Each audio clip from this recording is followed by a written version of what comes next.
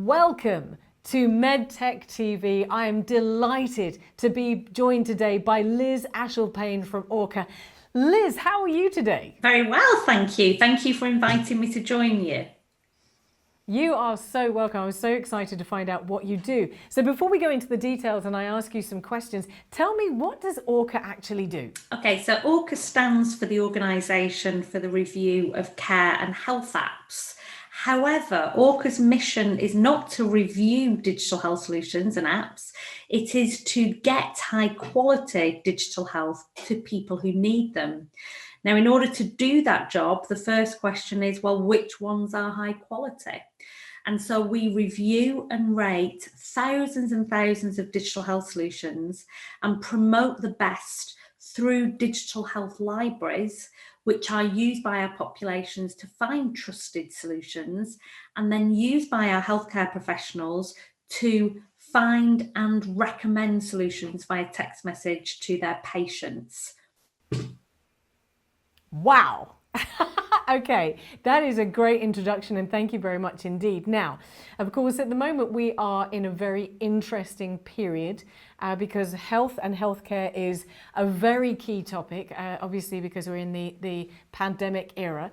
And of course, an awful lot of what we do, it has migrated online. But I want to start off by asking you, look, traditional healthcare has been managed by doctors or health experts for millennia. So what place does a health app have and how relevant should these be? Can they really kind of replace a traditional healthcare approach of actually going and seeing your doctor? Really great questions. And just to give you a little bit of context, my background is as a healthcare professional from the NHS. So I worked in complex paediatric care. And the reason I got interested in digital health is because I knew that I could only see one patient at a time. And I felt frustrated because I knew there were lots of patients waiting for my assessment or intervention. And what I saw with digital was the opportunity that we can give a digital health tool to 1 million people all at the same time without it having an impact on each other's access to care. However, the big challenge is, which products should I be sending to my patients? Because unfortunately, out of the 375,000 digital health apps available, only 20% meet the quality criteria that you would expect. And every day, 5 million people will download a health app. So you can see the size of the problem. And what we're trying to do is, first of all, reduce the gap of the opportunity. So at least people are accessing high quality digital health tools. And you mentioned the pandemic. So since the start of the pandemic, we've seen an increase in the number of people downloading health apps by 25%. So the first thing we want to do is just help people to find good quality products. The next thing that we do as part of that review process is we're assessing, well, what's the evidence of the impact of these tools? Now, some of these tools are digital leaflets. Some of these tools are digital interventions. So there's a full depth and breadth of digital health apps out there. And the first question is, well, which products can help people with what conditions at what point in the pathway? And so we're not just giving you a long list of products, but we're also helping you as the end user or you as a healthcare professional know which products could be used at what point for which patients. And of course, there's always going to be a place for face-to-face consultation, of course. But in the same way that we've seen over the last 100 years access to more medications and drugs, we're now seeing the rise of digital therapeutics, which people are accessing anyway. We just need to help them find the right tools. Well, as you mentioned, if 20% of the apps are valid, that leaves 80%, which might be giving the wrong diagnosis and the wrong message. So just to touch on that before we go any further, what kind of conditions are we talking about? Because I'm assuming that some conditions are complex and may need a face-to-face consultation that cannot be replaced by a health app. And I just want to be clarifying what kind of thing we're talking about. Because in the case, I'm thinking of my mum. My mum is quite often goes online and it says, I've read somewhere that I might have this. Oh, absolutely. And yeah, I mean, you're absolutely right. concerned. So within digital health apps, you've got the full depth and breadth. You've got preventative tools for fitness and wellness, and then you've got tools that are diagnostic. So they will tell you whether you've got a problem with your heart, whether your blood pressure is high, what level of blood sugar your blood glucose levels is. You've got interventions which are therapeutic. You've got products that can help you as a healthcare professional to work out how much drug to give a patient. So you've got a whole range of products. Now the problem is you also have some products out there that don't do what they say they're going to do. And I'm going to dive into one specific area. There's about 40 products on the market that claim to be able to scan and check a mole for cancer. So a mole checker.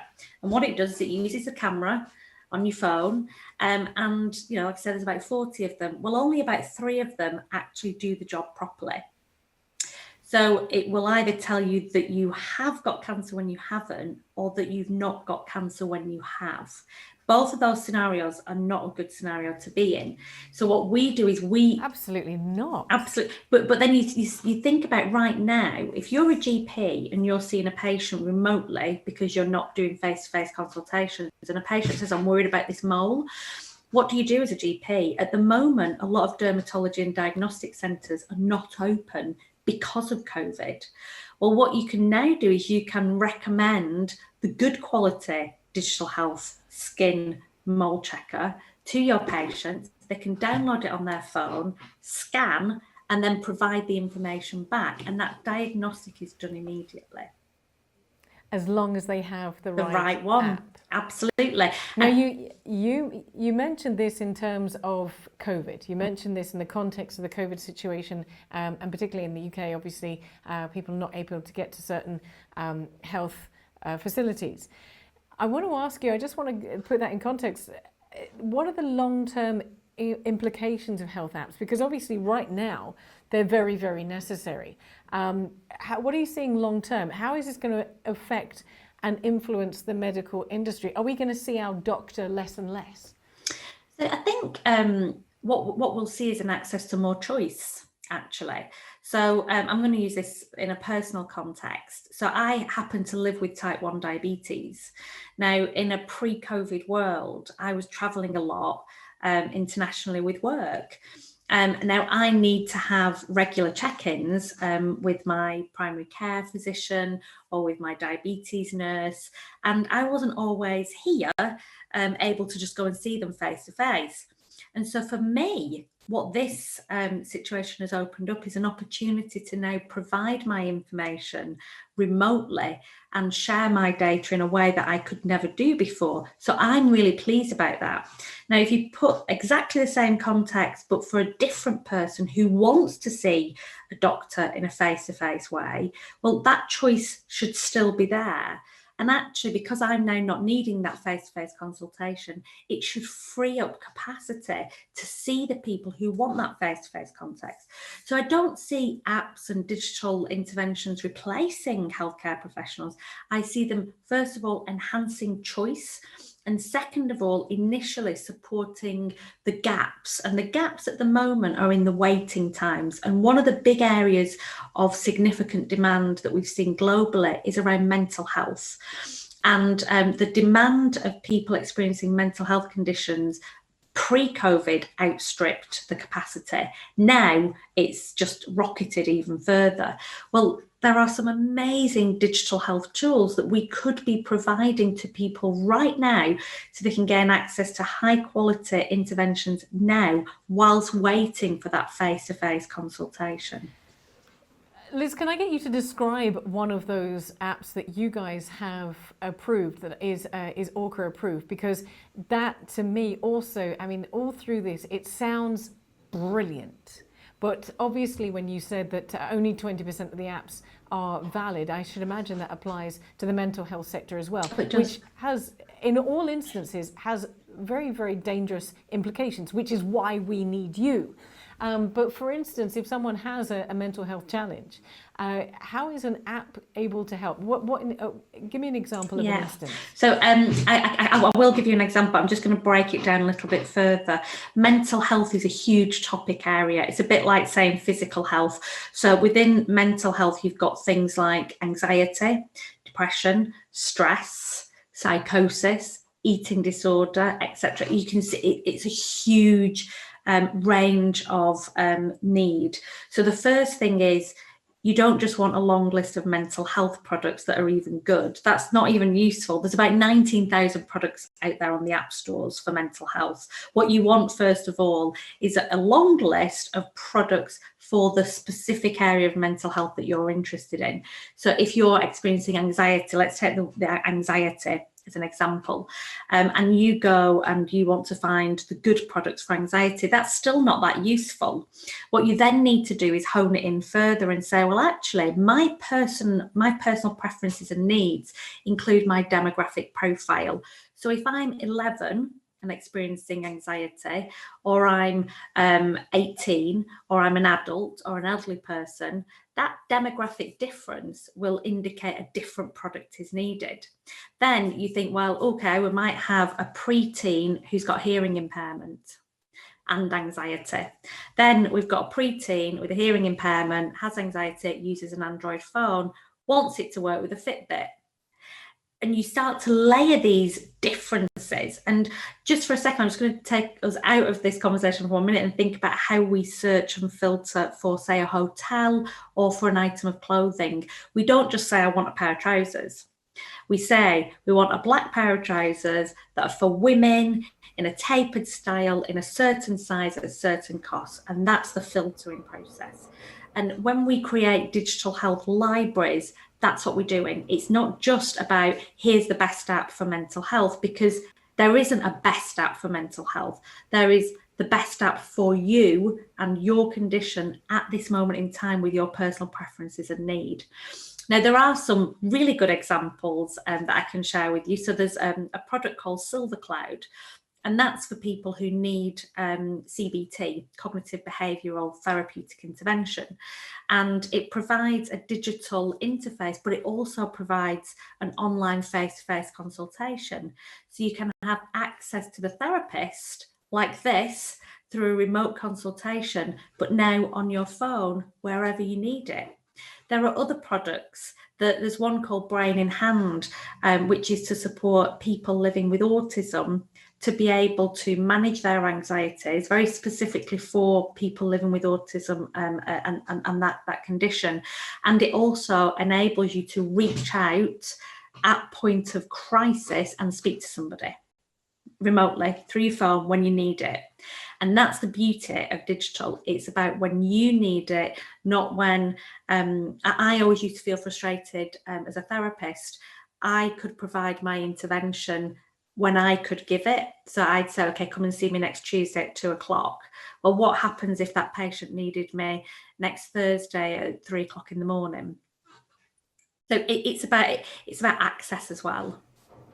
Well, and of course, the way that the world has evolved over the last 3 or 4 decades has driven us to this digital platform that is, and of course, COVID has accelerated the extent of the digital platform because we are now so reliant on it. Now, I just want to ask you, you're talking about situations in the UK, but to me, putting it in the context of the fact that the world's population has almost tripled in the last 60 years, is this, obviously, I should imagine that digital healthcare system apps are available in all countries, or a good number of countries.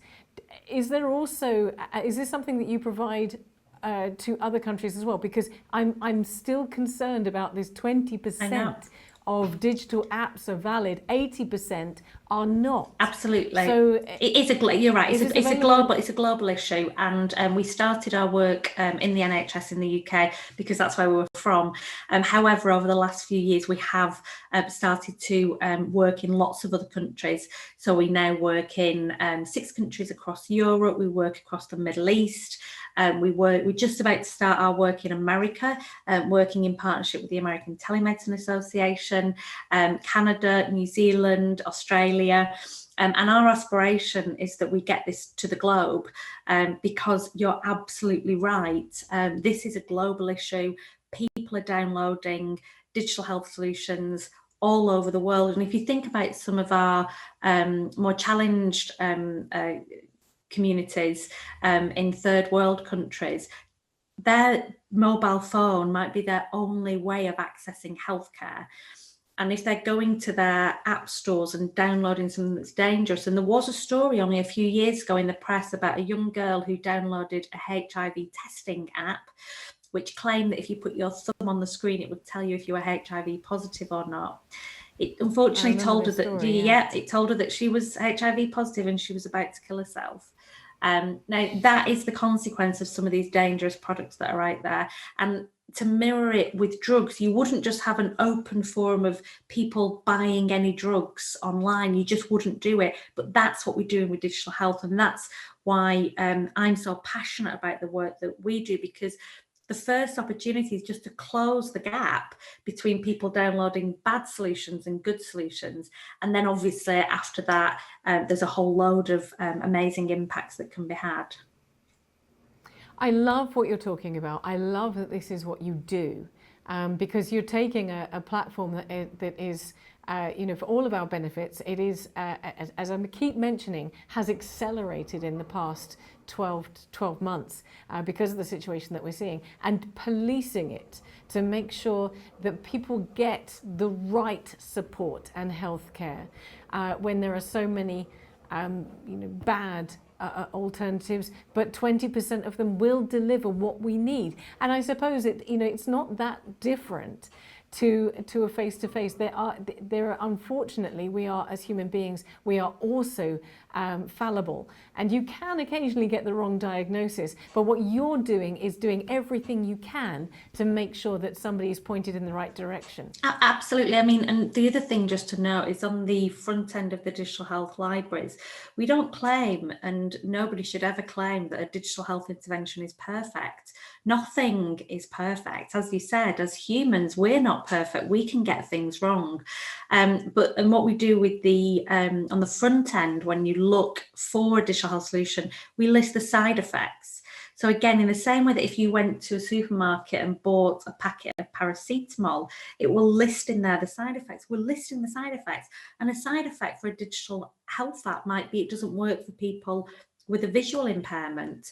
If you don't have a visual impairment, then it's fine. If you do, that product's not for you. Let's find you a different one. And this is about empowering people with transparent, open information about the tools that they can use, because people just don't know what the risks are. Liz, I love what you and Orcha do. I absolutely do. I am very, very certain we're going to be speaking again.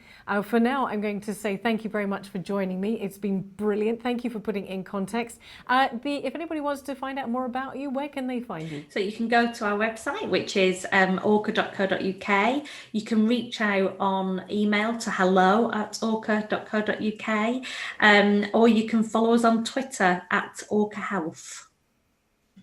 And these, of course, as you mentioned before, you are not constricted just to the UK. You do work in other countries as well. So I mean, we are centred, our headquarters is in the UK. We do have subsidiaries and partner organisations all over the world. That's brilliant. Liz from Orcha, from Sigma TV, thank you so much for joining us today, and thank you for what you do. Thank you so much for inviting me.